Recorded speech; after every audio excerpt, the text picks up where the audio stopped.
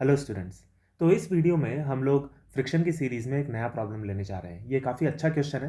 तो चलिए हम पहले क्वेश्चन को समझ लेते हैं। क्वेश्चन में हमें दिया हुआ है एक चेन है और चेन के बारे में हमें इंफॉर्मेशन दी जा रही है। Length of the chain is L and coefficient of friction between the table and the chain is mu. ठीक है, जो टेबल के ऊपर ये चेन लटकी हुई है जैसा आपके आपको डायग्राम में दिख रहा है। तो टेबल और चेन के बीच में जो कोफिशिएंट ऑफ फ्रिक्शन है, स्टैटिक कोफिशिएंट ऑफ फ्रिक्शन, वो हमको म्यू दिया हुआ है।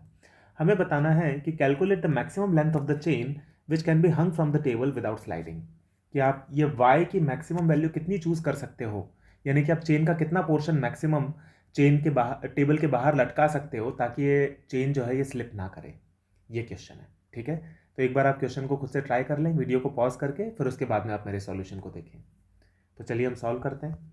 देखिए, सबसे पहला स्टेप क्या होता है किसी भी इस तरह के क्वेश्चन को सॉल्व करने का? फ्री बॉडी डायग्राम बनाना। ठीक है, तो हम मान लेते हैं कि let's say the mass of the chain जो है वो m है और total length of the chain हमको दी हुई है l।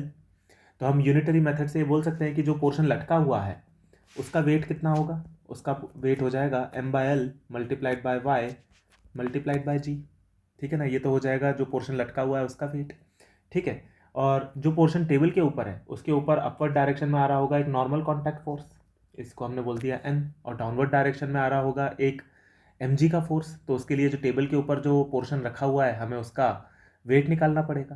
तो वेट की वैल्यू कितनी आएगी? वो वेट की वैल्यू आएगी m/l multiplied by l minus y multiplied by g. ये हमारे पास में उसकी वेट की वैल्यू आएगी।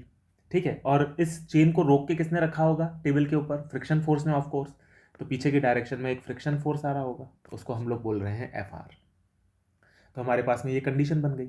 अब देखो, इस चेन को चलाने वाला फोर्स कौन सा है? ये वाला फोर्स है m/l इंटू वाई इंटू जी। ये जो फोर्स है ये इस चेन को फिसलाना चाहता है, चलाना चाहता है। इस चेन को रोक के रखने वाला फोर्स कौन सा है? वो है ये फ्रिक्शन वाला फोर्स, जो कि इस चेन को रोक के रखना चाहता है। अब हमें चेन को रोक के रखना है, तो चेन को रोक के रखने के लिए कंडीशन क्या होगी कि ये जो फ्रिक्शन की जो मैक्सिमम वैल्यू होगी, अगर वो चलाने वाला जो फोर्स है उससे भी ज़्यादा हो जाए तो ये चेन नहीं चलेगी।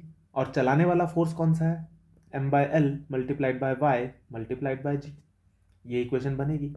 रोकने वाला जो फोर्स है उसकी जो मैक्सिमम वैल्यू है वो अगर चलाने वाले फोर्स से ज़्यादा हो गया तो ये चेन नहीं चलेगी।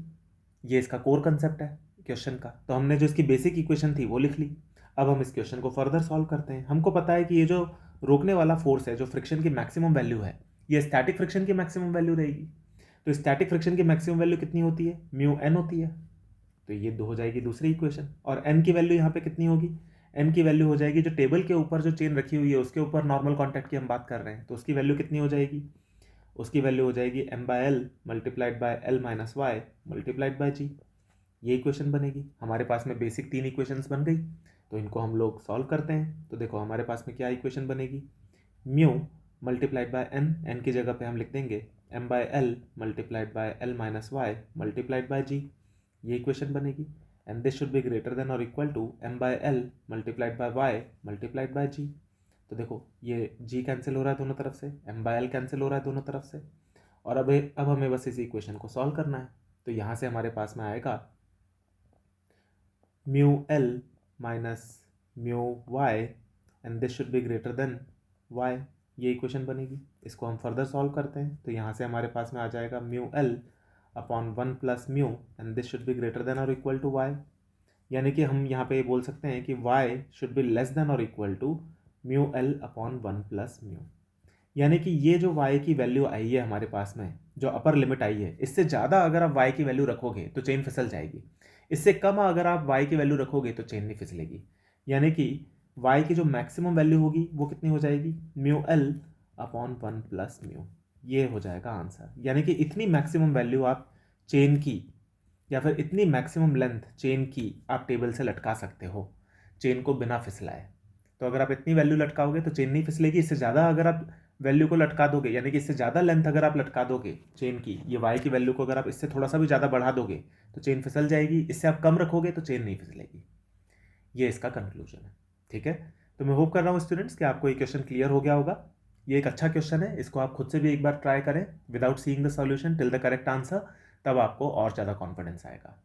ठीक है स्टूडेंट्स, तो हम लोग मिलेंगे नेक्स्ट वीडियो में एक नए कंसेप्ट, नए प्रॉब्लम के साथ। Thank you.